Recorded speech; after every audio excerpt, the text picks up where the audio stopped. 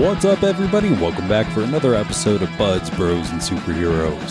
So if it's your first time coming to hang out, thank you and welcome so much. We used to do this thing on the show with sections and going through and having different sounds and stuff, but become a little bit more of a laid-back, jump right into the conversation type of podcast. So with that said, we have Trajan on today. Today, hopefully, we're going to be talking about some Buds, Bros, and Superheroes, but, I mean, let's just kind of dive into it, sir. Thank you for coming to hang out. The pleasure is all mine. I appreciate you having me on here. It's a very comfortable at-home studio, and I enjoy the location. It's very nostalgic. It's a nice place to be. It's got a lot of Power Ranger shit in it. Is that what you mean by nostalgic? Yeah, well, I mean, Hellboy came out pretty much in my kid years, and then, I mean, Wayne's World, my dad was like a rocker 90s guy, so it definitely got a lot of that. There's a lot of Funko Pops around, a lot of cool stuff, and that's kind of what I want to talk to you about. Toys is where I wanted to start. Said some downstairs, let's start there. You make toys. I do, yeah. During the pandemic, well, I mean, it started as, like, you know, teenage, you just want to do everything. And I remember just being like, I want to get into that somehow. And then, like, right in the beginning, maybe a little bit before the pandemic started, I started getting into, like, bootleg toys and designer toys and, like, making my own molds and pouring my own molds, so... All right, so like to break it down, I mean, like it sounds easy enough, but I'm sure it's not. Like, how does one make a mold? Where does it start? So like Trajan, I want you to make me a toy. Yeah. I want you not to make me a toy. Not I want you to make me a toy. You know what I'm saying? How would you start? What goes about into making these? So there's like a few different ways you get started off. So like a more popular way would be bootlegging and kit bashing. So what you do in that sense is you take pieces from other kits of toys, or you would take from actual action figures, maybe the arms, and then you kind of just mix them together in your own way. So you kind of come up with a new design for your own toy.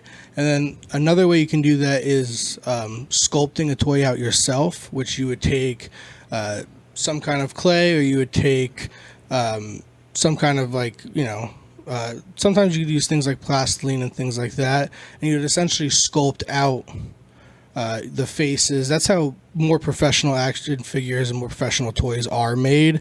They're made with an actual sculpt, and then they go into most likely a kiln, and then into a mold, which is silicone. So once you get to that process, if you don't mind the run-on, you essentially you could use a box, old cups, things like that. You would place your sculpt or your new design from your kit bash inside it, and then you'd pour the silicone in, and then usually put that into a pressure pot that those are really cool because they're sketchy. Because pressure pots aren't made to do what we're doing the way we're doing it. So what you would do is you kind of have to, like, you know, take it apart, put a couple of new bells and whistles on it, like a pressure gauge and things, and then it becomes good for, like, getting the bubbles out of resin and getting the bubbles out of your silicone for your molds. So like the thing you cook chicken in. Like the thing that Colonel Sanders made popular by cooking chicken, like a pressure cooker. I mean, I guess you could, but usually would use the ones that you'd use for, like, paint. If you have like what are they? Just like mixing, like, not like, you use them for paint as well. Like, if it's hard to explain that, I just lost my train of thought. I apologize. No worries. But they're not the ones for cooking. They're more the industrial ones that you would switch out. Because one for cooking are meant to cook. You're not wanting to cook. You want to degas essentially the molds and the resin. Fascinating. And I mean that too. Yeah. I have heard a little bit about kit bashing. Never knew the verb for it though. So as a man with the Funko Pops, as you see, there are a lot of people who will indeed make you a custom Funko Pop. Oh, I have one. When I was in my days of being a professional wrestler, I happened to meet a few fans who made fan art and things like that, and somebody made me a custom Funko of myself. And I think I still have it somewhere. I hope so. I would hope so too. God damn it! I have boxes of things everywhere. I'm not a hoarder in the sense of like a mess, but I just have little tiny collections of things that haven't made it onto a shelf or a wall yet. So, gotcha. I'm a lot like that as well. It took a lot of prep time to get everything off the floor in here. There's a lot of stuff in this trunk. There's a lot of boxes downstairs. Only body parts in the trunk, though, if that's what you're looking the at. The mysterious trunk of the cave. The odd cave. But I enjoy collecting things in the box, but like you saw downstairs, I also take them out of the box for a little bit. So sometimes, like I had boxes downstairs just full of boxes, which is a little bit of crazy. But like you said, I used to tell people all the time, like, I'm not a hoarder. Do you know who says that? Hoarders. Yeah. Well, I mean, we're neat hoarders. I think that's what it is. I think everything is like, even if it gets chaotic, there's a function and a reason for it. And like the thing beyond, or like kind of like going under what we're talking about is like, that's the freedom of an artist, of like a designer toy or, a bootleg, because you can kind of do whatever you want with it. And really the whole point of them is there's this creator and toy maker, his name is Steady Craftman, that's what he calls himself. That's who I started watching to actually learn how to make toys. And he says, like, these toys, the way I imagined it and go about it and the way he went about it is making a toy for not the little kid so much, but like the adult who's sitting at his office. That little break in like doing paperwork and going through the 9 to 5 bullshit. If you just take an action figure off the shelf with another action figure, pew, pew, pew, pew, make them fight a little bit and make them have a little bit of action. That's what it is. It's big. I'm very big in the escapage, that the minor escapages of reality for adults. It's very nice, being able to go watch performances or have toys that you could just 2 minutes be a child and play with for a couple minutes is always cool. As you can see here, we get a lot more than 2 minutes in at a time. I feel the exact same way. There are times where I could just have a kind of shitty day and just come in here and sit and look around and kind of feel a little bit better. Honestly, take a morpher out of the thing and do it. Like literally, just say the name and everything and just kind of blow off that steam, if you will. It seems a little crazy, but it does kind of help with that escapism. I want to hear more, though, about, like you said, you kind of led on. Well, you didn't bury the lead. You said, I used to professional wrestling. But you just said there, and putting on a show as well. So I'm kind of guessing that's what you meant as well. Yeah. Maybe. So, like, the biggest thing I ever tried to do when I was performing was, people are working 9 to 5 or whatever, the long, people are working long days, and on that Friday or Saturday, they could have went to a movie. They could have went to go see a band play or sat at home.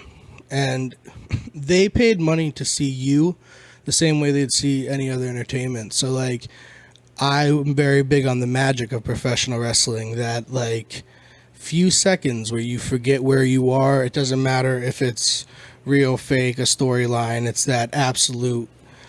It's the escape. You're involved in it the same way you would sit down and watch like a, Batman or, the Superman or the DC or whatever. You would watch those movies and you're completely enthralled. To you, Ben Affleck is Batman when you're watching those movies. And, it's the same as when I was a kid. Even when I'm not watching those movies, Ben Affleck is Batman. I did notice the doll with Ben Affleck's face on it and the bat suit. I blew it up myself. But yeah, it's that same thing where, like, you get to play a character and you get to play a character live, because that's really all it is. It's just live action superheroes, essentially. There's villains and there's heroes. Heels, right? Heels, yes. Yes. You impressed? Yes. Thank you. I actually, the tattoo that sits very big on my hand, the baby face, is actually a wrestling tattoo. It's the being a baby face in professional wrestling, which is the good guy, which is the, the honorable guy. So, and then the tears are for, you got to cry a little bit to get the crowd behind you. You got to get beat up, beat into the dirt before you could really shine. So that's where that tattoo comes from. I've always wondered. Yeah. Not gonna lie, I have always wondered. I have seen them before, but that's awesome. My wife will tell you it's just because I'm a giant fucking crybaby. So we'll see who's right. Yeah. So how does one start in that? Tell me, if you're saying it's actually, let's do this 2 ways then. Okay. Yeah. First, I want to hear about the character, right? Okay. So, did I hear right? There was a character built up. You didn't go in there as Trajan. There was the character. So let's first hear their origin story, because if it's like comics, they have to have a backstory. No. So I did wrestle as my first name was Trajan, but later towards it, or later in my gimmick, because there's 2 ways to go about it. So you can create a full character, and then you also can go off from that, and you could be an amplified version of yourself. A lot of the heels that you see, like Ric Flair is Ric Flair. He's just maybe hyping himself up a little bit. So that's a real-time gimmick. That's who he is as a person, compared to The Undertaker, who's this dead man phenom kind of thing. So you can go both ways. When I started wrestling, I was eating a lot of acid, so I was really just a psychedelic kind of character, more of Dude Love, which a Mick Foley gimmick. That's where I kind of was, which then what led into me being the daddy of the galaxy, which the whole daddy gimmick came from the granddaddy of them all. So that was a gimmick for a while. So I would get, I used to call myself the chubby daddy at one point in time, because it was a joke to everyone having 6-packs and being real buff. And I was I'm going to be just as fucking athletic as you are, if not more. And I'm going to look like shit about it. So it just became kind of it's for the underdogs. There's a lot of guys who are sitting in those stands who had a little bit of a belly on them, who are you know what, maybe I can get up there and kick some ass. So I was representing multiple crowds. So I appreciate the time I spent in that business for a little bit. I'm gonna, if you haven't already TM'd Chubby Daddy, let's start a band. The Chubby Daddies. The Chubby Daddies. Oh, absolutely. Could we be a Rat Pack kind of deal? Whatever. I can't do much, but I just want to be in a band called the Chubby Daddies. Something easy, maybe a swing. Nice swing band will have a stand-up bass. Oh, no, lost me. Sorry. Well, we're not going to carry it around. Oh, okay. Somebody else will do that. We're just up front. Oh, yeah. All right, word. Well, you don't put the stand-up bass up front. Jesus, take up the whole goddamn stage. Put them in the back. So that was there. So how did you then start? Where does that all kind of come from? All childhood? I'm assuming watching wrestling growing up. As I hear you rattling off the names, the only thing I can really think of is my one friend Roy is really going to like this episode. Out of all 70, he's going to be I like that one. Yeah, so I was obviously very big into it when I was a kid. Being a mid-90s baby, I was growing up, getting to that age of having memories strongly, was that end of early 2000s, so the beginning of Brock Lesnar, people like Eddie Guerrero. I know Brock Stone Lesnar's Cold name. Steve Austin, I know that The name. Rock, yeah. I know that one too. So guys like that obviously captivated you, and then getting to become a teen, I think I kind of fell out of it, but I'm a very big dreamer. I want to do everything. If I get an idea, I will most likely try it. I started making action figures because I wanted to just, so it's wrestling eventually just became a thing where it's just that's something I want to do. And then when I entered my 20s, I hit this thing where I'm I am going to just do shit. If it's on a bucket list, I don't care. I don't want to just go to Italy, if I'm not climbing the highest mountain, things like that. So what became is I want to be a professional wrestler. So let's fucking go, let's figure it out. I met a kid when I briefly went to college who was training at a school in Scranton, and he brought it up. And I remember I was about like 20 years old. I got real into Japanese professional wrestling, and I was just like, holy shit, that dream's there, you know? And then it just, like, a twist of fate, no pun intended to the Hardy Boys there, but somebody's gonna get that joke and go crazy. It's not me though, unfortunately. I'm sorry. You're welcome. But what happened is somebody ended up messaging me and being like, hey, they're holding tryouts for the school just to see like how athletic you are. And like, because professional wrestling, on a side note, it's a carny business. It is derived from dirty Vlad Carney. Like, we speak a form of Carney language. There's a whole language that goes into professional wrestling. So like, if you ever hear like gimmicks, like I call everything a gimmick, you know, like what's the gimmicks for today is, you know, whatever's going on. But with going into that, everyone passes a tryout, you know, it's a way to get people in. You try out. As soon as he tells you passed the tryout, you're willing to just hand over whatever money you have, and that's the whole gimmick of the business. The more students in a school, the more money you make. So like, I remember, and I didn't realize this at the time because I was so naive, but I remember he was like, you'd be real good, I want you to come wrestle at my school. And I was like, yeah, like I'm accepted. And then like 6 months into training, I was like, fuck, this is a sketchy business that I'm about to enter into.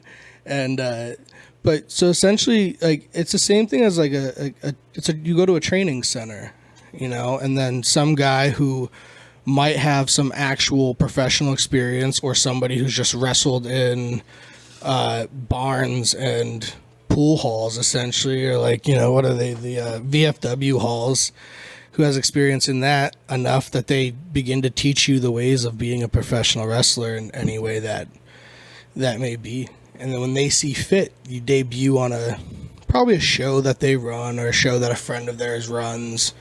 And then, you know, you have your first match, and that's where it begins from there. Are there anything you can tell me? Are there any... The business right now is wide open. Very confused. So, like, all right, let me ask you then, if it's wide open, like you're talking about a show and stuff. So, not to be a dig about it, but like, do you know if you're going to win or lose before you go out there? Is that part of the show? Like, is the ending already done, or is there any element left to the very end where even the performers themselves can be surprised? How fucking dare you ask me that question? I wasn't sure. No, no, I'm just playing with you. Yeah, it's so like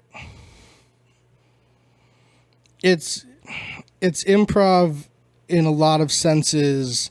In the organic sense, we're keeping it organic inside the ring. There are a lot of elements that are improv, but essentially, yes. So like, it's all goes based on a storyline one way or another.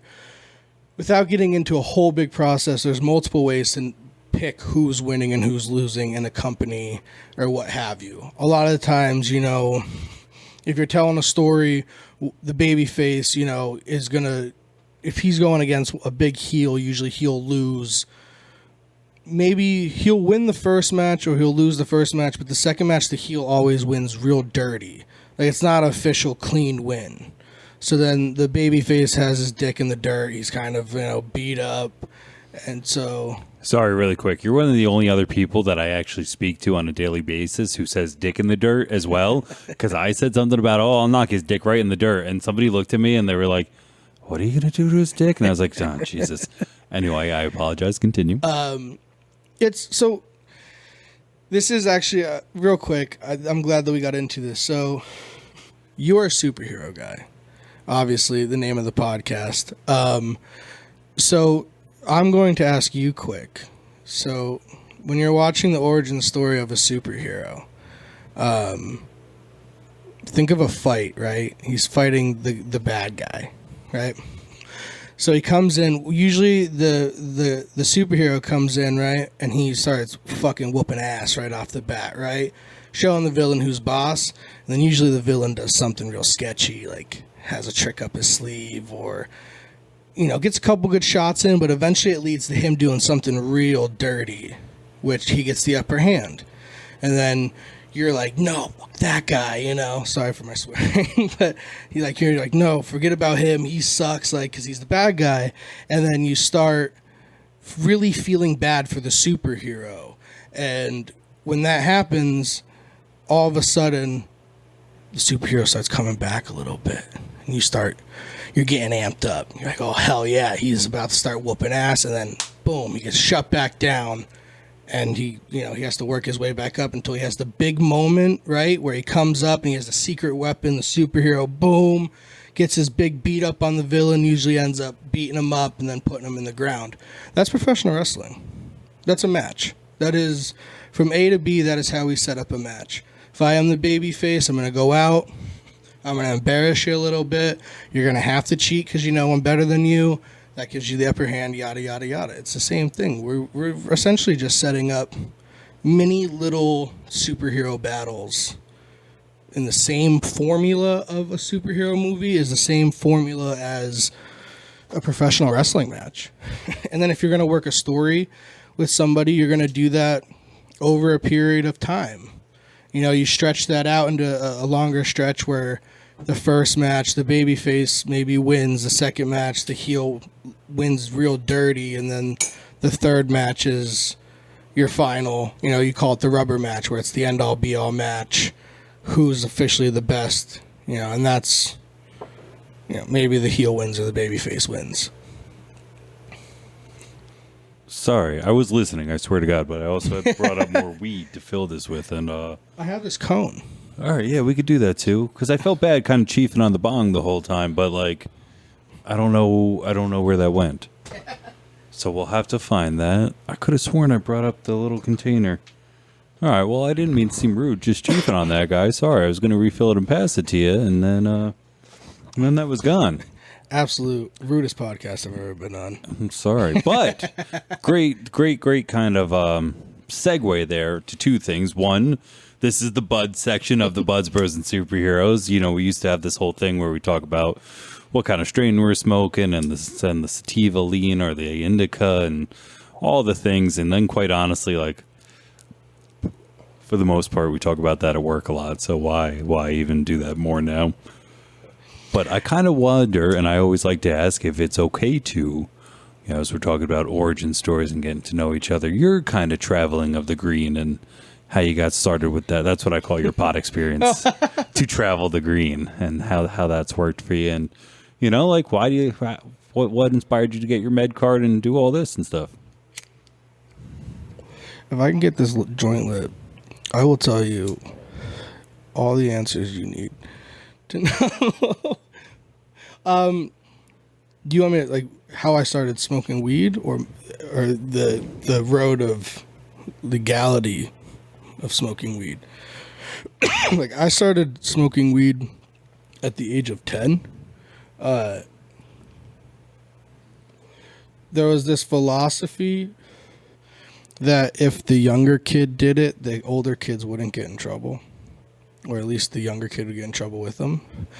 So, like, in having older siblings who are like 4 years older than I am, who are getting into smoking pot, somehow got me into smoking pot.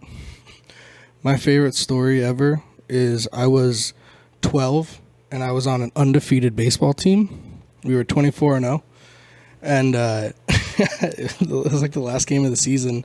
And my cousin's boyfriend, who was also an older guy, real weird origin stories here, but I remember just being so stoned and him just being like, yo, man, I don't mean to be weird, but like, what's with the costume? I'm like, what? He's like, yeah, like, what's with the fucking baseball costume, man? And I was just like, oh, fuck. No cell phones at the time. So I was running late for my baseball game. And like, obviously at 12, no one knows I smoke marijuana. So I'm like spraying myself, running out of this house. My mom's losing her mind because like she's running late, taking her kid to a baseball game. And I hit a fucking home run to win the game. So high. And I remember my dad just being like, son, you look real emotional. Like, just get up there and get this at bat. Like, it's the last out. Because, like, my eyes were blazed red. So he just thought I was crying because of an emotional game. I wasn't. I was just so stoned. Kid threw me a changeup. And I smashed it. And I actually dented the scoreboard down in Kingston. And, yeah, I was like, one of my last baseball experiences was almost missing the game because I was real high in someone's house. But so I don't know. After that, I think just smoking weed was just a thing. And then it was kind of my thing because a lot of kids weren't smoking weed at like 13, 14 at the time. Like they were just kind of getting into it. So I was like the weed guy where like I was already into it. So some people who now smoke tons of weed were like, oh, either you're a scumbag or they're like, yo, man, like, you're the guy. You're the weed guy. So it kind of just became that, which then just led into, like, you know, snowballing into other things marijuana related. But, like, I was around, like, when dabs first really started becoming popular. Like, I had friends who were making them. So, like, you'd show up to your friend's house and he was like, yo, check this shit out. And you just go into his freezer and there'd just be like this crystallized shit. And you're like, whoa, dude, like, what the fuck? You know, it's a Tuesday. And he's like, no, it's marijuana. You're like, you know, smoking out of bongs with nails because you don't. Can I say bongs on here? Is that allowed? Water pipe? I don't think anybody listens. It's just my Is mom. the FDA going to shut you down? You could say hi to Denise if you want and officially meet my mom. One of the only people I'm positive actually listens all the way through to every episode, which I appreciate. Thanks. I'm going to listen to it at least a dozen times. And Ash on the pod cave carpet. Yeah. But, we were talking about weed. And We were.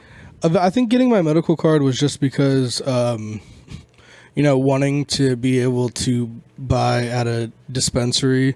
And actually, really the big thing about it, too, is I wanted to get off medication for, like, anxiety and depression.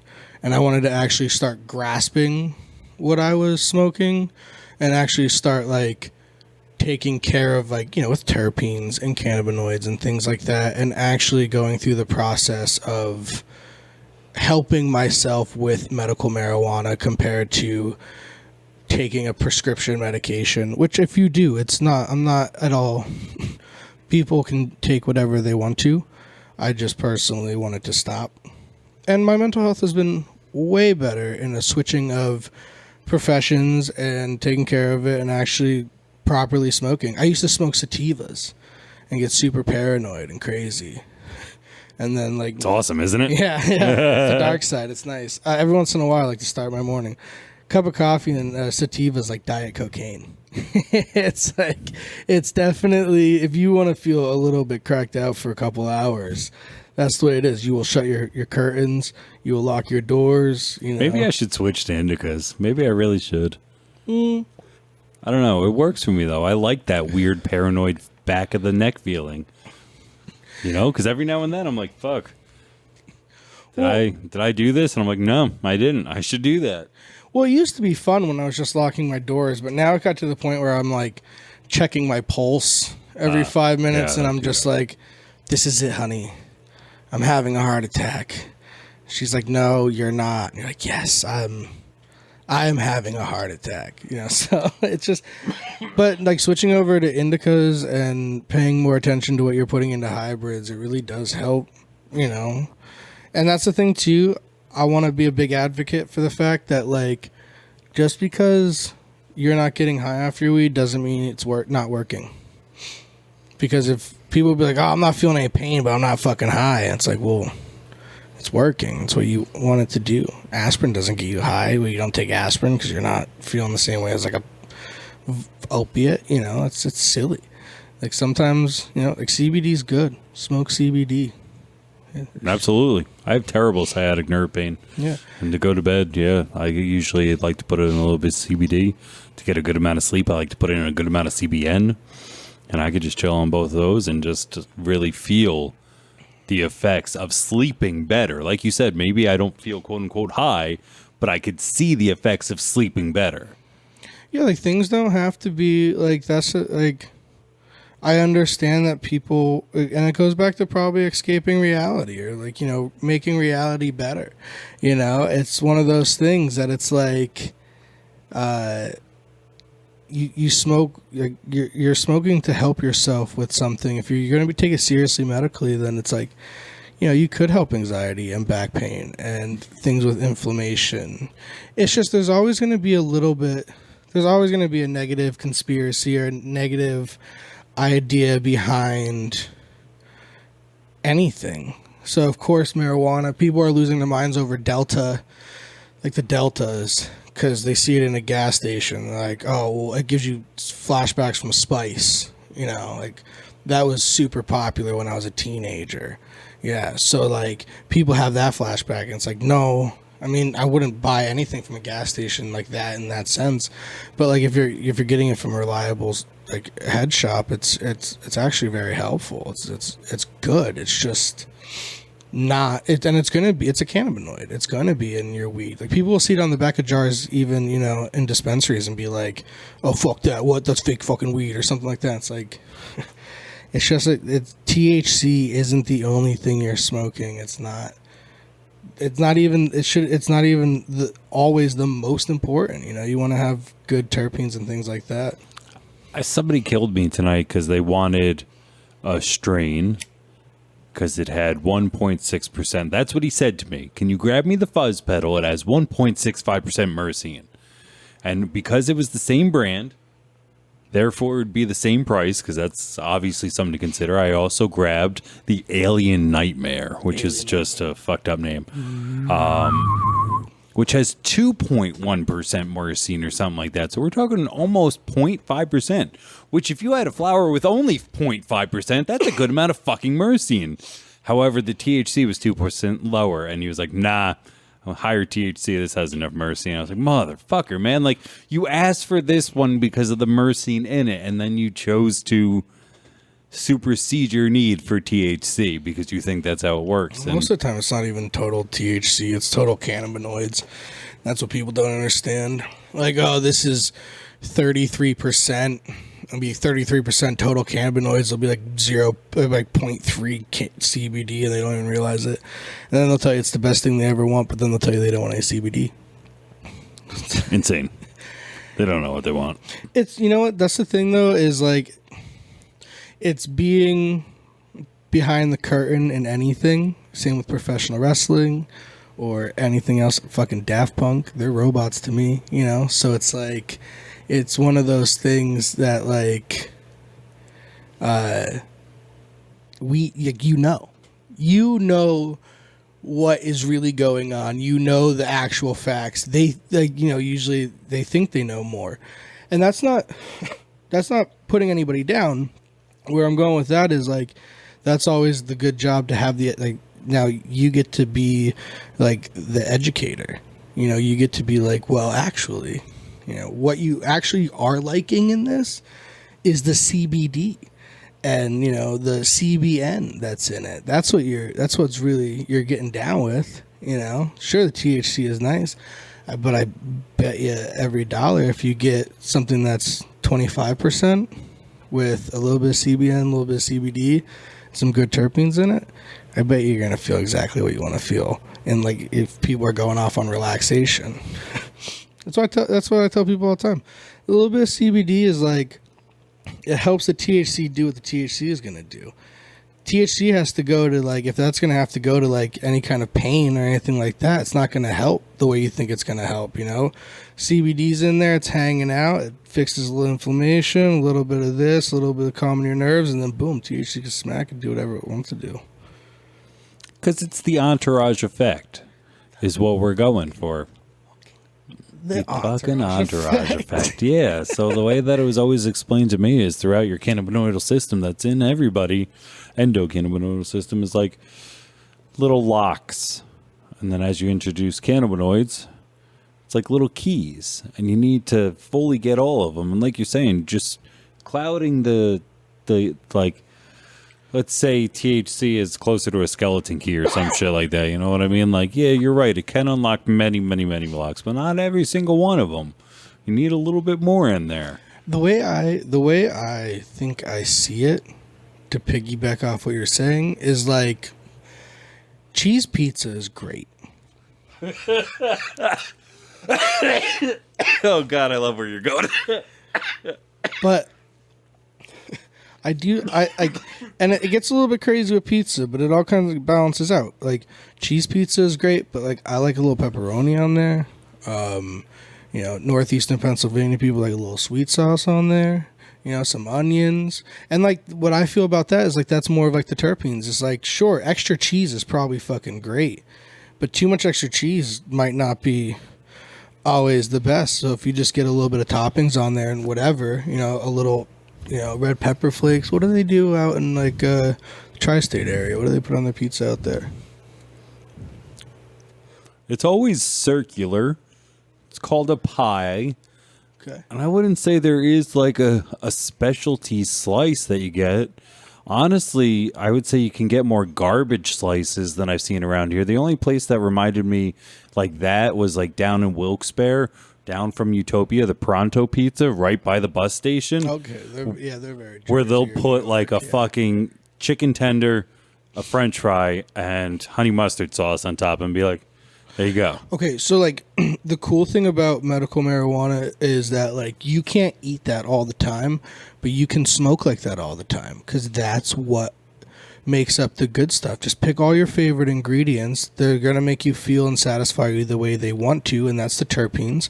And then you go off the THC that you're satisfied with, and that's like, I think that's best how it works, you know? And it's like the stigma is people are just trying to get high, and like really people are trying to just, a lot of people are trying to get this help that they need for things.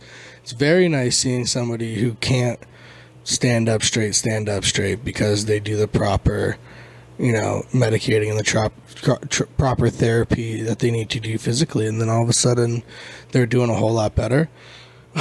And you see it constantly. So like the stigma isn't just trying to get high or just, you know, it's very much so trying to help, and it does help a whole lot. I haven't taken prescription anxiety medication in months, and I couldn't tell you the last time I had an anxiety attack or a panic attack or even had like nerves out of control, just because I'm paying attention to what I'm medicating with, and it's helping me. If I smoke a sativa, I will have an anxiety attack. But even that, it's helped me, like getting that under control. It's helped me where like I don't even really smoke as much, because you're having an anxiety attack, so you think I'm going to smoke some weed, and then you just smoke some more sativas. You know? So it's just, you keep fueling the flame. Yeah, you're fueling the flame. So it's like you start getting smart about it. It's like I'm cool with, like, there's days where like I don't smoke any weed, like, and you start realizing that you're kind of all right sober, and that when you do start feeling that little bit anxious, you smoke a little bit, you know? So it's like, it's nice when you kind of get your head around it, and it's, take the time. If there's anybody listening to this who isn't a medical patient, take your time and learn about it, and like it really help. It's definitely better than being on any kind of opiate or benzo or anything of that sort. So I actually don't even recognize that. What's a benzo? Oh, like a Xanax or like a Klonopin or anything like that.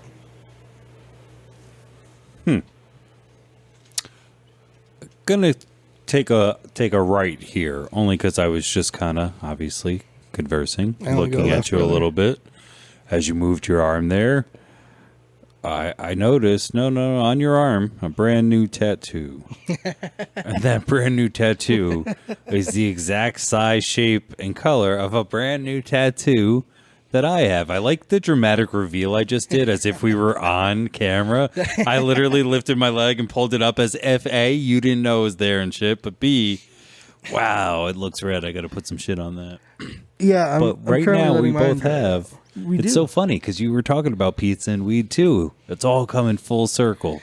It does come full circle. If you live in northeastern Pennsylvania, up around New York, and then through New Jersey, pizza is everything. It is. It's very important. There's an actual mini secret war going on whose pizza is better. New York can go fuck off. Jersey pizza's decent. But, northeastern Pennsylvania pizza. Jersey just, I don't know. If you get someone who maybe brings their water in from New York, it might be decent. Mm-hmm. Because, I know it's no square with American cheese on it, but... yeah, see, I guess if that's what you're famous for, you just run with it. That was a pretty low blow. I will take it because I'm a man. And I don't think personally that any state that just copies another state as their whole personality can really we're New York light. Yes. We're New York light. Depending if you go down the shore, we're like, it's like Diet New York. Yeah, but that's okay because like New Jersey's turned out some pretty cool things. Like who's that guy with the long hair? Bon Jovi. Bon Jovi came out of New Jersey, so that's probably cool. There's somebody else. Who else came from New Jersey? See, I hate to say it because I think honestly this makes it sound worse than not. Like the boss is from there. Springsteen, yeah. And much to Denise's chagrin, I'm just not a Springsteen fan. I don't enjoy his voice, and while I can appreciate his storytelling, because I do firmly believe that he was one of those song tellers that in their song a whole mini story happens, like we were talking about, Yeah. more so than just kind of words or just kind of something. Like the whole thing can happen, and I enjoy some of the messages that come out of those lyrics, but when I listen to his voice, it kills me. So now would be a good time for me to take this acoustic guitar and play you some Bruce Springsteen. Oh, okay, great.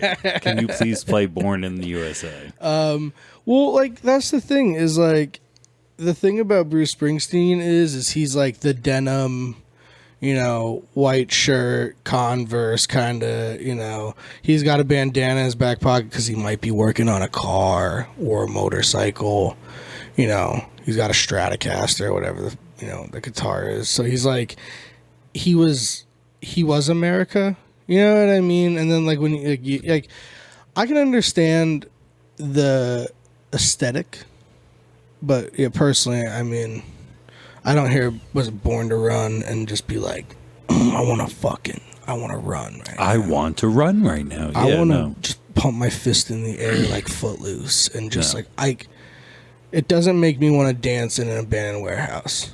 No. I don't want to drive my Beetle real fast and just get loose to it. So, but people do. People want to love it. People love Bruce Springsteen, and good for them. As soon as they're done in the retirement homes, I'm sure album sales will finally drop. But after that, every single day that passes, a Bruce Springsteen fan dies, and not a new one comes on board. So we're gonna outnumber them eventually. Oh yeah, absolutely. I don't see anybody passing Bruce Springsteen down to their kids.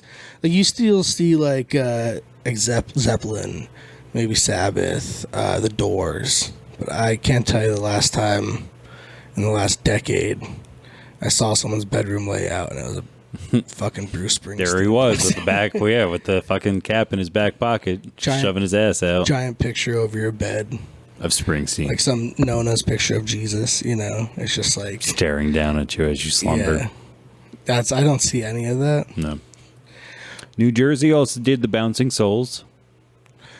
Do you like the Bee Souls? Oh, like the souls that Doc Martens use? No, like shoes? the Bouncing Souls, the band, as we're talking about music. Yeah, I've seen that Warped Tour. Oh, okay. Yeah, no, I've absolutely... I like the Bouncing Souls. Oh, were you fucking with me? Yeah, absolutely. I didn't see that go. That was good. I know. It's the tone of voice. It's real slick. It was really, that was like, because honestly, when you first, when we first started hanging out, you could get me. Like one time, and I'll never forget, it was a pretty good one. We were trying to get somebody checked in. I said, no, you just click there. And you said, I'm sorry, I've never seen a computer before. And you just keep going. And like, there was a small part of me that was like, has he really never, like, what the, like, it took a second, but like, you're just, yes, you were able to say it so smooth and cool that I was like, okay. And the lady, she thought it was hysterical, but I was very confused. It's the way of the Jedi. You never know. My wife absolutely hates it. She drives her insane. Mm-hmm. Because like now you got to take it as like, hey honey, listen, I'm sorry. You know, you're beautiful. I really, really think you're beautiful. You know, because like I don't. It's one tone, so it's like she doesn't know what she thinks I'm lying about everything. She don't know. No, I mean, like, you know. She'll be like, what do you want? I think she understands. No, I think she's starting to get it. And then sometimes I'll say something and she'll kind of, like, get a little heated. I'm like, oh, no. Like, I'm sorry. Like, I now have to, like, change my tone of voice, like, pretend-wise. Like, it's, like, performing again. That's the fun part about, you know, finding your person and living with them and being with them.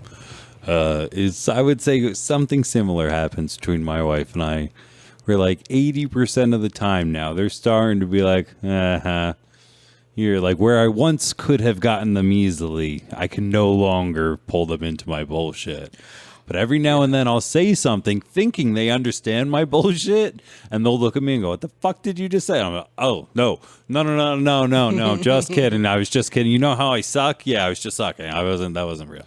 It's, well, like, the thing is like, you have to find fun and entertainment in your day.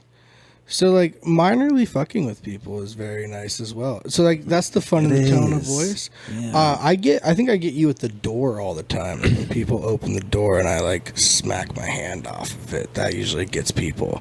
And they're like, oh, you okay? I'm like, yeah, it's funny to me. Because, like, it's my little... remembrance of professional wrestling, you know, like getting hit with a chair or something, or someone's like, oh my god, he's dead, and you're like, got him, you know. So it's like, that's fun. I mean, I'm not very dramatic about it, but like just a little like boot on the door, and then like, you know, a little headbutt of my hand, and people get all shocked, and I'm like, yeah, I still got it, baby. Kind of staying in this and kind of doing a little bit of both. So Funko Pop in here, first shelf there, the Johnny Knoxville one. That is Johnny Knoxville. What'd you think about that? How do you like that? You like the Johnny Knoxville? You like Jackass? Do you like him wrestling? Well, here's the thing, and here's my thoughts on what Johnny Knoxville is doing with it. Is like, it's first of all, Johnny Knoxville is a big part of my childhood, as was like CKY and Jackass. I definitely, there's an old videotape somewhere with a lot of footage of me and my cousins doing ridiculous shit. So like, I love Johnny Knoxville. And also, sorry, I'm turning your action figure back around. I noticed you put it back and I was like, all right, don't worry. You'll fix it later. I'm a proper gentleman. Thank you. I respect the collection. But him getting into wrestling is a very like Andy Kaufman thing. Andy Kaufman wrestled Jerry the King Lawler and did a whole little stint in that. And I think that was really cool. So like Johnny Knoxville doing something like that is like, that's paying homage. It's all entertainment. I don't really give a shit who does it as long as they train and put on a show. Bad Bunny was in professional wrestling for a little bit and he did a great job. I don't know who that is. Bad Bunny is a Latino hip-hop artist. And he's very popular with the young kids these days. So before they did professional like entertainment in the wrestling area, they chose to be known as Bad Bunny before that. Yeah. That's cool for them. His music's fun. I will say this. I have what I've heard. It is fun. Is it your type of music? No. I'm a man of many seasonings, so like I enjoy a little bit of everything. I will say that, but you do have you have a house specialty. I do, yeah. Come on, that's funny, right? It is. Is that what they still call the music you listen to? I mean, well, house is a genre. EDM is a lot like rock and roll. Like, imagine if I was like, hey, what's your favorite music? And you were like, rock and roll. You're like, no shit, dummy. Like, what kind of rock and roll do you like? Like, there's a, you know, because then there's metal and death metal and house is like, if you think about it, house is kind of like God. Like, before anything else in EDM, there was house. And then there was techno.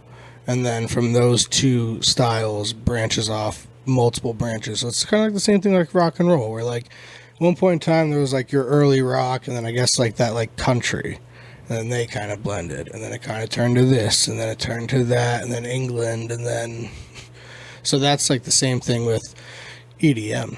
Started with house, and then eventually from house became techno, and then it kind of went on from there to a bunch of different genres, which leads me to house is still very popular. House will always be popular. It'll always be cool. And there's multiple different styles of house as well. Same with like metal, where there's like death metal and so on and so forth. Do you see my eyes just kind of like looking at you like... Yeah. Sorry. There's a lot. No, I am interested, or else I would not be here talking about it. I'm just like, wow, you know, because you think you know things, and you don't really know anything.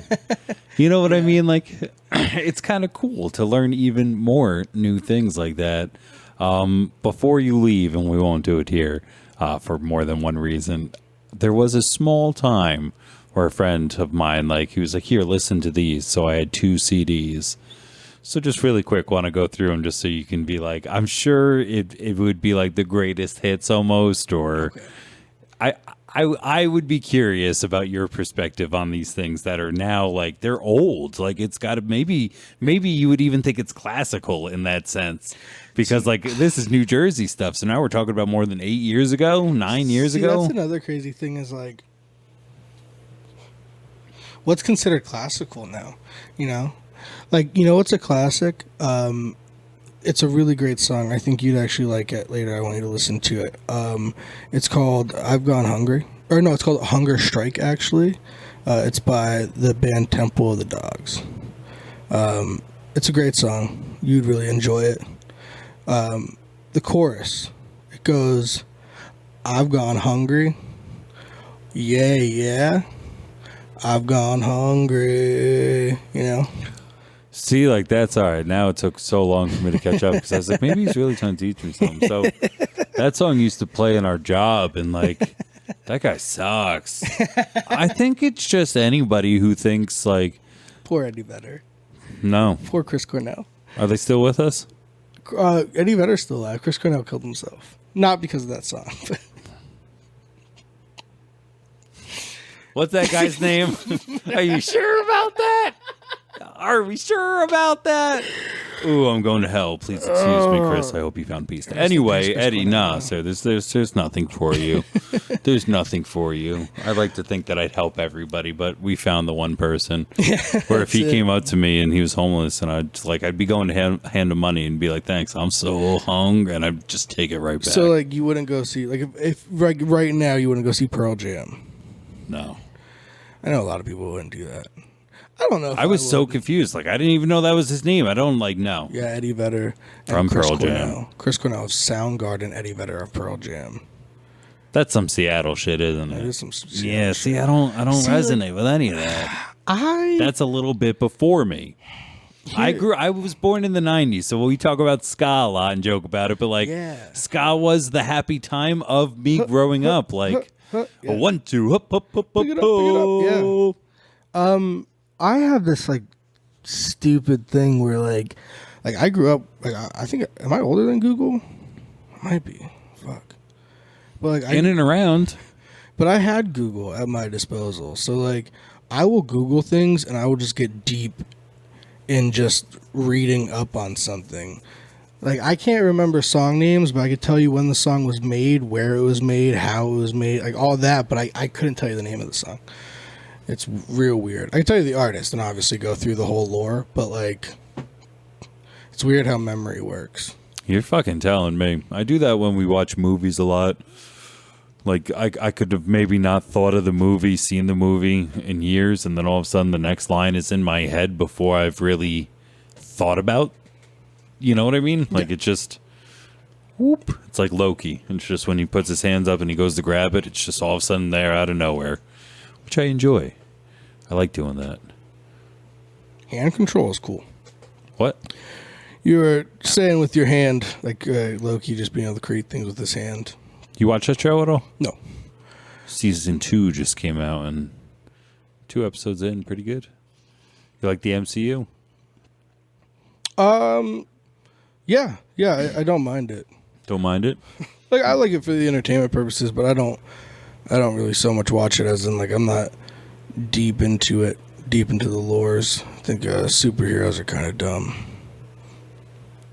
What is your favorite superhero? I'm just kidding, by the way, about them being dumb.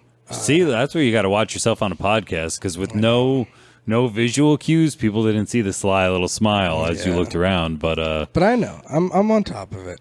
I think once you've already explained too, like that you say stuff low key that people have to kind of take it a grain of salt.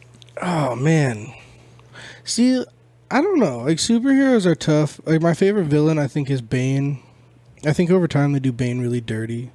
He's like, Nightfall is such a wicked cool origin story, and then all of a sudden it's just like he's like some whack ass hitman. They eventually get around to making live action movies, and he's just some whack ass roid head, like. And then even like, I love Christopher Nolan's Batman. I think that's honestly, like, if you want to talk about like cinematic, like, goddamn, those movies are really good. Like the Christian Bale Batman. But like, even Bane was super cool, but it was a different Bane because it wasn't the actual. It was like a very offshoot of Nightfall, where like if he really wanted to, he could have just told that Bane story. Like, if I think any villain deserves a movie, a proper go at the movie Nightfall, like at the comic Nightfall, would be absolutely incredible. Because like, it's him trapped in the prison. He's in solitude. It floods every night, so he has to hold his breath.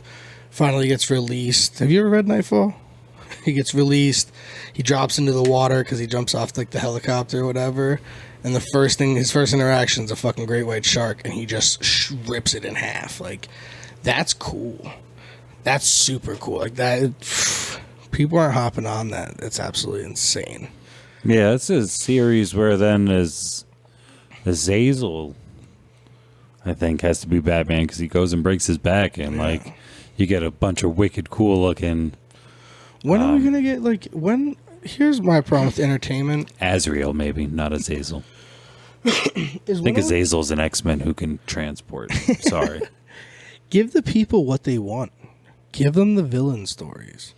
I don't know when they're ever going to stop this. Like, it's weird to think about cinema now without comic books in them.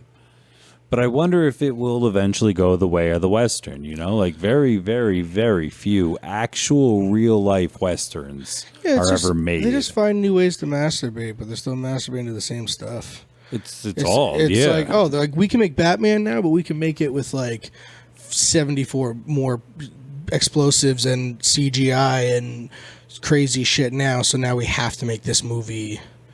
We have to find... It's just like... When do you think people stop buying Batman tickets, though, is what I'm saying?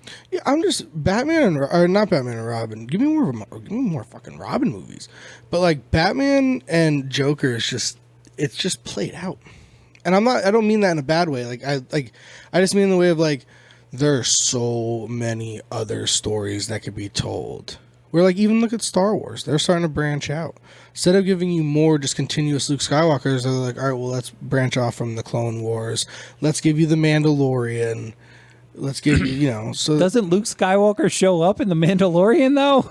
That's why I'm kind of like, they're starting to think about it. That's a cameo. Yes, it's not the Luke Skywalker show. You're right. Oh, yeah, see? Listen, I'm a Star Wars guy. That's what I really... Like, fantasy in that way took me. Like, of course, like, I watched, like, Tobey Maguire's Spider-Man and stuff when you were a kid, because it's like, that's what I had, George Clooney Batman is probably the best Batman, That suit is incredible. The nipples are perfection.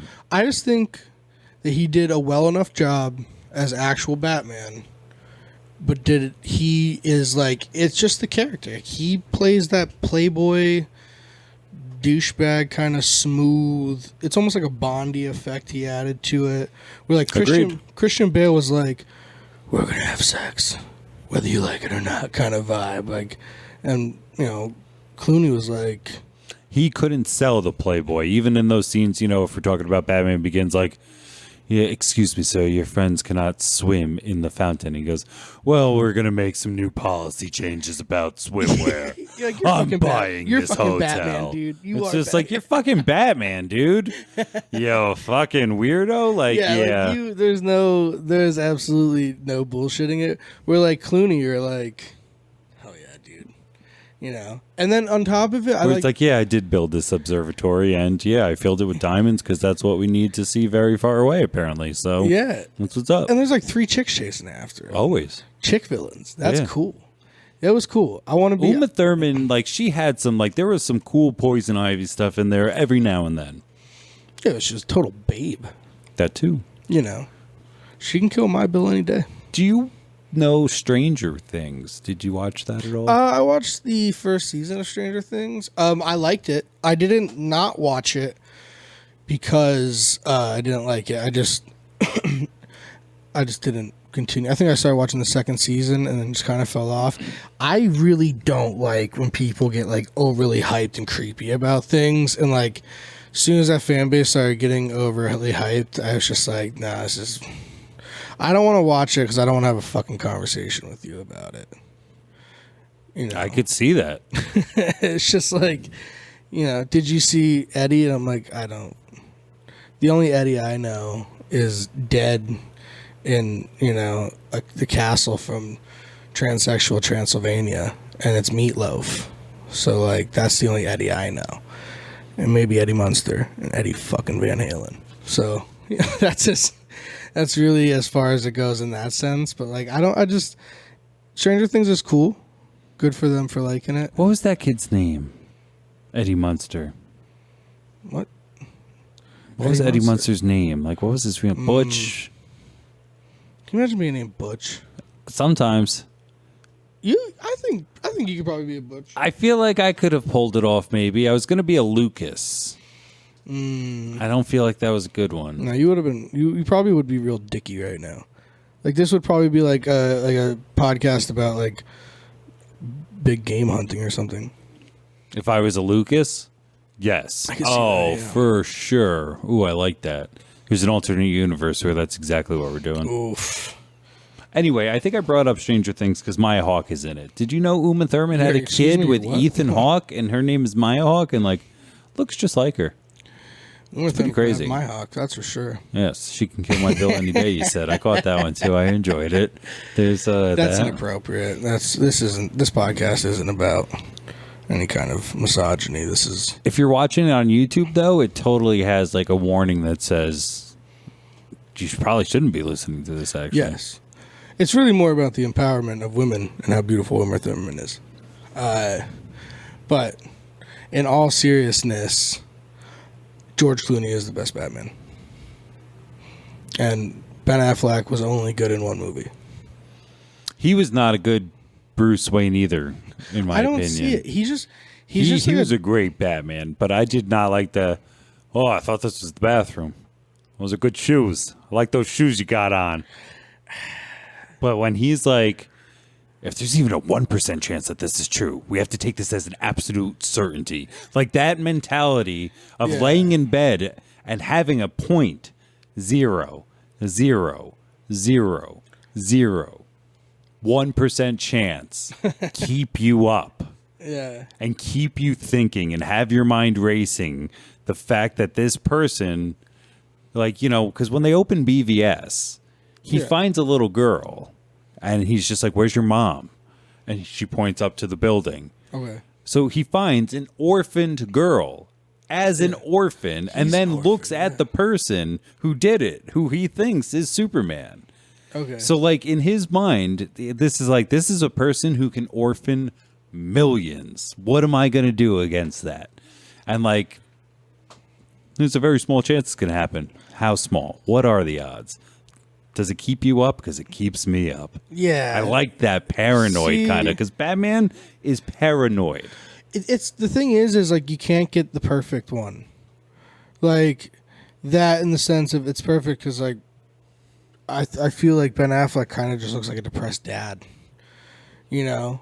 Like, Batman does get to be like that if you ask me. So there you go. So it's like there's how many times do I got to clean this fucking city? Yeah. So there's that, and then there's there's Val Kilmer, right? Like he played his role, and then like Christian Bale, he played like that role. It's like the cool thing about that is in the comics they are different universes a lot of times too, right? So it's like you kind of see it as like, all right, well, this is universe yada yada Batman, you know, and that's what Clooney is, and that's, you know, it's still like the same characters, but it's not. You haven't seen too many long shoots of movies where like you don't get a same Batman. I guess now Affleck is he the longest running Batman because of these multiple movies? The most to pick up the role in an amount of series, he has to be, yeah, because he did it. He picked it up for BVS. He made an appearance in David Ayer's Suicide Squad. We can't recount Suicide Squad's the great. Justice League twice. So just one Justice League made him 3 times in the role. And then when he was in The Flash, that puts him in the suit 4 times for 4 different movies. But like look at like that's up to you to count. But like look at like that's the one thing I do like about the consistency of like the MCU. Is like damn right, you got me there. You got him. But like that's the thing is like Tony Stark is the perfect, or Robert Downey Jr. was born to play Tony Stark. Like I can't imagine like right now if they made a movie where Tony Stark was somebody else, it would not. There's no one else who can be him.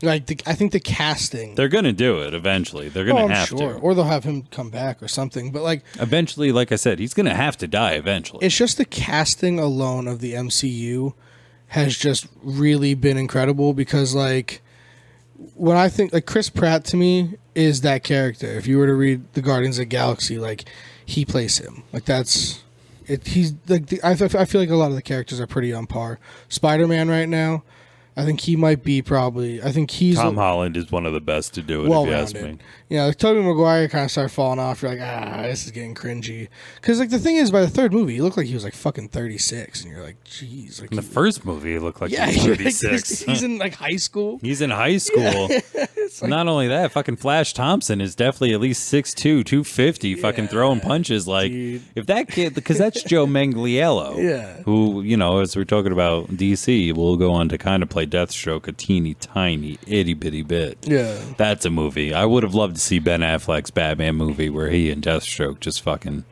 go at it. That would have been a good one. See, who do you think would win in a fight between Superman and Darth Vader? Any kryptonite involved? It's a fight. It's a fight, baby. Anything could happen. That's what we're going. Yeah, if he has kryptonite, then yes. Okay. You don't think the Force alone could probably? Is the Force magic? I mean, essentially, yeah. Then yeah, maybe, because he is vulnerable to magic. And also, if he shot his laser beams. But also, if we listen to George Lucas, technically the Force is not magic; it's midichlorians, and that's genetic little subspecies found at microscopic level. It's atoms. That's what I mean. Yeah, but if we listen to Ben in the first iteration of what the Force is in 27 words, he sums up it's a force that goes through everything in the world, that goes through all the living things, and it's like DNA, it's in there. So if it's space magic, then yeah, probably he could be affected by that. But what's he gonna do? Choke him? Like hands can't choke him. It's not like he could be choked. He doesn't even breathe air. Well, if you get deep into like, there's a lot that like you could do. Like he can get into his brain because like the Force with like you could do like telepathic things. So you can get into Superman's brain, turn him crazy. Also, if he shot his laser beams, he could just deflect them with the lightsaber. True. And then if it's a kryptonite lightsaber, that's what I'm thinking. Because if it's a crit, ooh, gosh, I love that. Especially too if he wants to keep it red. Now that I would do. Because if he's a red, like it was so funny. I was just talking about that with Meg. I was like, do you know what red kryptonite does to Superman? And she looked at me like, no, you fucking idiot. Why the fuck would I need that to go on with life? Yeah. It affects his mind. Now. It affects his... Oh, yeah. Now. No matter what she doesn't know, she knows by the end of it. Yeah. God bless her. Yeah. Oh, God bless her, indeed. I said that to somebody at work the other day. I was like, could you imagine having to be my wife? Oh, yeah. Imagine this just all day. We could start a committee of wives who have to hear about nonsensical shit they don't care about. That's why I think our wives would get together so well. They'd just be like, you listen to him? It's like, you listen to him? Like, God, give me a hug. Look at these dummies. Look at those dummies go. But, like, that's, like, I think that's the cool thing about the Force. And if you kept it red, get that kyber crystal, which would be the kryptonite crystal, and, you whoop the shit out of Superman. Oh, yes, no doubt. No doubt. But even like the Force, like I don't know, because his Force is really crazy. The only thing that really Superman has over Darth Vader is the high ground. So if he just he could fly. You're exactly right. He always will have the high ground. Can kind of hover, I think, but it's not like it's not flight. No, but also like. I noticed the other day that like Vader also lost a lot of like if you ever see like Vader fight scenes, they're very like heavy broadsword style fighting where it's just very slamming and then using the Force, compared to if you ever watch Anakin, it's very like methodical and smooth. There's a lot of trickery. There's a lot of it's more. Well, he had all his limbs. Yeah. Well, he also he wasn't mechanical, but he also like. No. I mean, look at General Grievous. He was pretty smooth. What is he? Was he once a person? Yeah.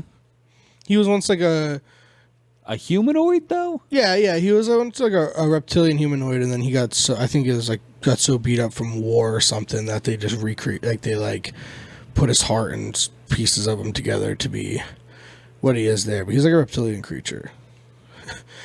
There's a lot that goes into it. Like the Mandalorians, like that's a big thing where like the show now, like the actual Mandalorians were like an actual species of like these creatures.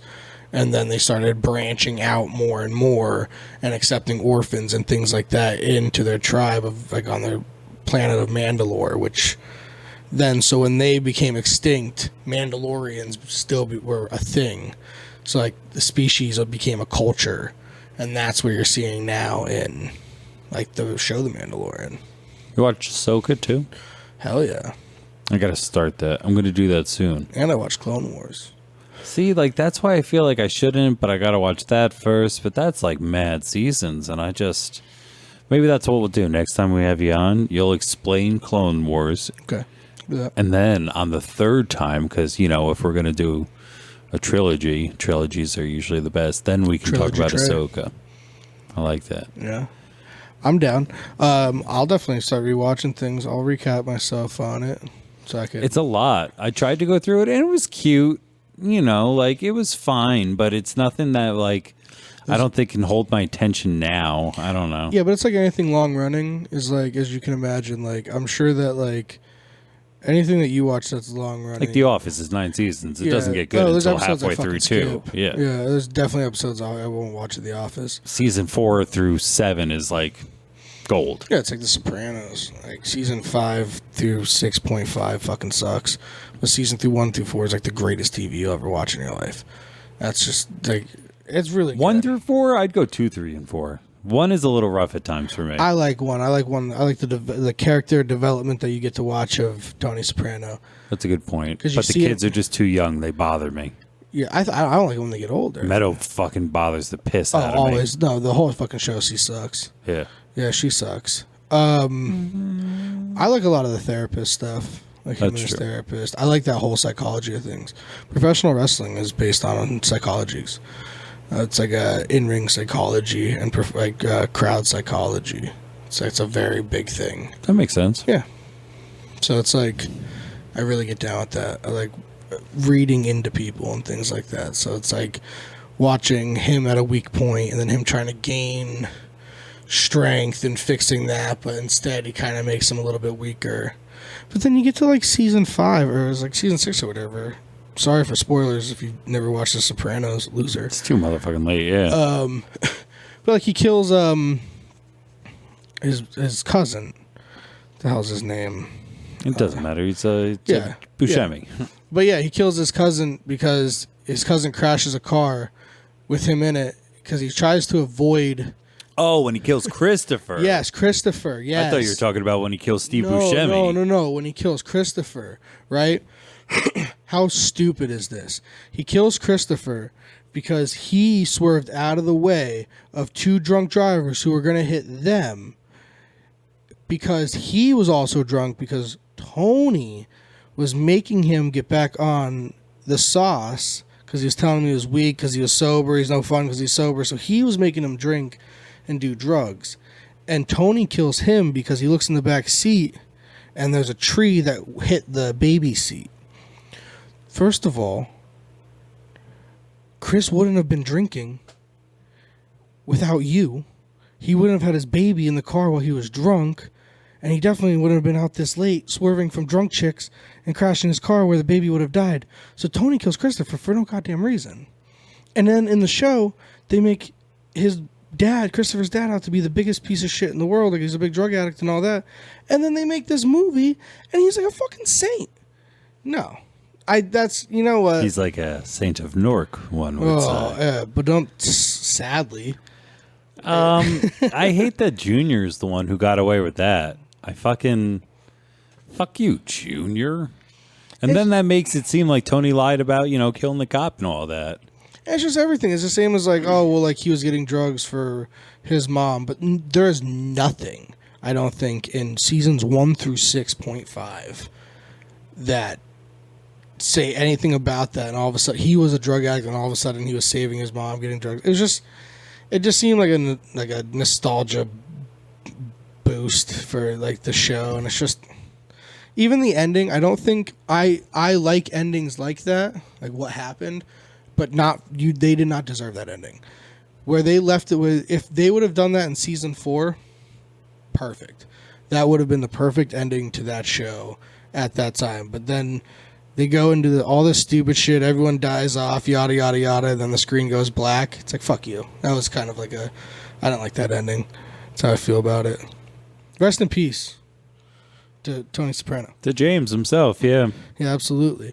He did a fantastic job, but it was just, that was one of those shows where you could tell they had a contract they had to fulfill, and they were just writing whatever to finish it off. You know what I mean? Like, you'll see it in, like, boxing where, like, fighters have to have 4 more fights, so they're just throwing 4 more fights.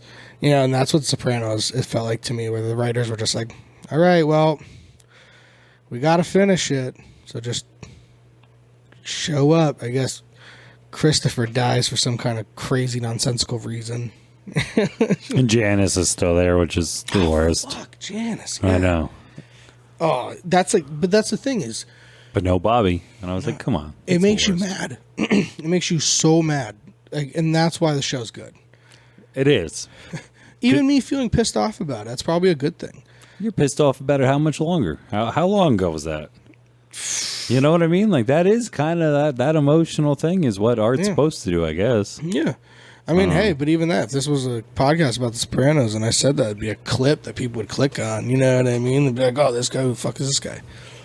Nobody. But somebody who doesn't really care for the last 2 seasons of Sopranos. That would be a good thing, too. Maybe we'll do that instead. I mean, there's tons of time on this show to talk about all things Star Wars, but I don't know if I'd have anybody else who wants to come and hang out and talk about The Sopranos that much. Oh, that might be fun. I'll watch The Sopranos again, too. It would be my second time through. I just went through my first time in this house, so it has to be within the last 3 years that I've fully immersed myself into it. I don't like the bucket list thing. Like, I decided to just go and just watch stuff. Like, stuff that, like, I didn't fully watch as a kid or, you know, what have you. So I decided to start doing that again. And, like, Sopranos is one of those shows where I was like, you know what? Fuck yeah. Like, I have HBO Max. Might as well just watch it, you know. I got into cool stuff, too. There's a couple animes I got into. I never really got into anime in my life. Watched Cowboy Bebop. It is hands down my favorite thing I've ever watched in my entire existence. If you're just down to start stuff on HBO Max, I want to get you into Young Justice.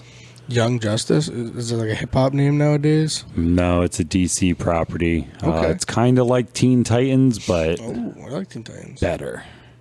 I like that. Yeah, the sidekicks, if you will. And just the writing on that is fantastic. See, that's what I like. Good writing. Though Good it cinematography, focuses on the team, Okay. you still get such a broad stroke of the DC universe. Okay. And everybody there is pretty spot on of like, yeah, that's what Batman would say. That's how this would go kind of thing. Like, it's pretty pure. It went on for 2 seasons on the air. Okay. Got canceled. We brought it back for 2 more. We being the fans. You were part of it?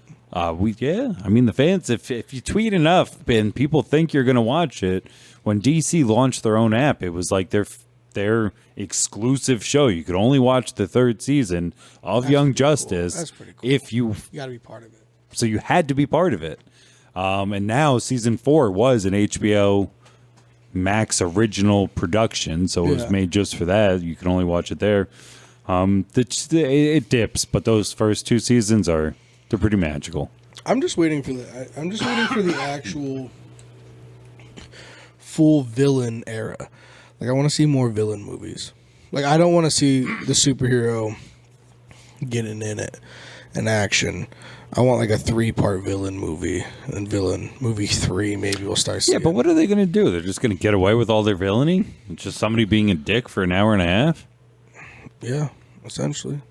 All right, I'm in. Like, that would be cool. Like, telling the Bane origin story. They're already trying to do a Joker. Yeah, but that's the point to his origin story. Is in that origin story, he's not the bad guy. Yeah, exactly. See, it's like you get the anti-hero effect. But like, who was the person who put him in the prison?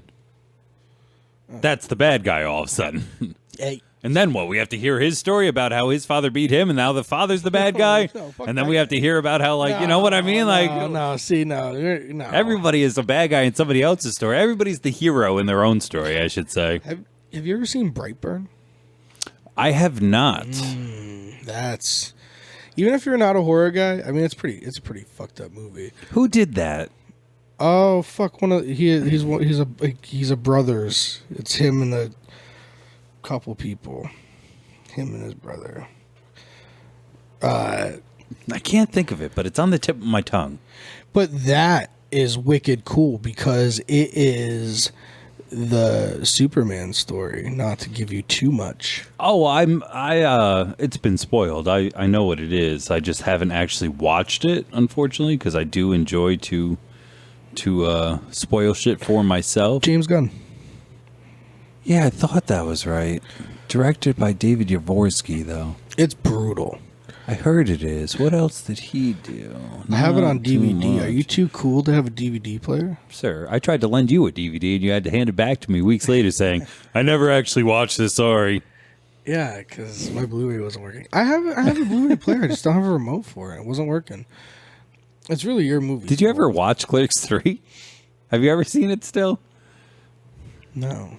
All right, let's wrap this up. Make some popcorn. Yeah, right. You'll sleep over, Tober. You're not coming home. We'll put on matchy footy pajamas and we'll go watch Clerks 3. I have to go to work tomorrow in sweatpants. Yeah. Can you write me a note? I can. Either that or we wear the same uniform. I'm pretty sure I could just hook you up. That would be... I'm not pretty sure. Then imagine you just walking in suspenders and you're like, yep. Yeah, I wish I could just wear shorts. Well, I mean, you have to put it this way. You have to know this. You've worn shorts there more than any other human being has before. I know. And it's like, it's honestly, no one said anything yet. So maybe I could just write a note to, higher ups and ask very nicely, I'm sure if you threaten it with like, I have to do it. Anything. That's need to see my ankleitis. So if I don't see my ankles, I might go crazy. Like, I need to see everyone's ankles. What? Oh, yeah. It's a phobia. I don't trust anybody. Anybody. So I can wear shorts too. Fuck yeah. See, be the one. I don't trust anybody if I can't see their ankles. So, yeah. So it's capris in this bitch. Everybody. Yeah. Clam diggers for life. That's what they call those pants. It sounds somewhat racist. I don't know why. I swear to God, it's not. It sounds it, and I'm not saying towards any, like, not on the race itself. I just feel like people in Massachusetts would be like, hey. Oh, yes. To anybody out there who is hunting for... I'm a clam guy. I'm a clam guy. Just out here digging for clams. Yeah. Yeah, I mean, hey, listen. I mean, do what you gotta do. I'm sure there's an industry for that, and I'm sure that's not a derogatory term. That's just a profession name, you know. So, go clam diggers, pants and professionals. So, it's like we don't even wear those. We wear shorts. I like the idea of capris, though. I like. I also like the idea of capris. I just don't like the. I just don't like the way they look. You know, I want them to have little ties on them and everything. Yeah, put little bows down there. Yeah, like deep down inside, like I'm a what is it? It's like, oh, what's that fabric? Linen, like a linen capri guy and a button up on like a beach. But like, sadly, I'm in northeastern Pennsylvania, so I'm like a hoodie and a pack of Marlboro Lights in the woods kind of guy. That's his life. Dude, this has been fun. Absolutely. I appreciate you coming and sitting so long. If you want, I mean, do you have anywhere on the Instagram or anything you want people to follow, anything you're doing that, like, if they, like, can I watch you wrestle anywhere? Is there videos of that? Is there YouTubes of that? Yeah. My Instagram is private. You could definitely go on YouTube and probably find some videos of me professional wrestling as my surname for sure. That sounds awesome. Yes. In fact, let's go do that. We'll go smoke another J if you got some more time. I do have some more time. I have no idea what time it is. I'm locked in the pod cave. Correct. It's just like a casino where I black out all the windows. You don't know what time it is. The fan just goes. You're being hypnotized right now. You're not even doing a podcast. It could be like a Western hotel where I can come but I can never leave. Yes. You know? The Eagles know about that. Yes. Yes. Rest in peace to all the Eagles who have died. Every single one. The flying ones. Yes. Them too. Yes. Go America. So next episode we're going to talk about Bruce Springsteen and Bon Jovi. Pretty much exclusively. And how they are superheroes and buds and bros. Yeah, just like we did today. Absolutely. Again, my man, thank you very much. Anybody out there sticking around this whole time, we thank you very much. Doing the like and subscribe and all the podcast things, you know what to do. It's 2023. If you like it, you want other people to hear it, tell them about it. It'd be cool. Meantime, I've been Nick James, been joined by Trajan. Buds, Bros, and Superheroes, we're out of here.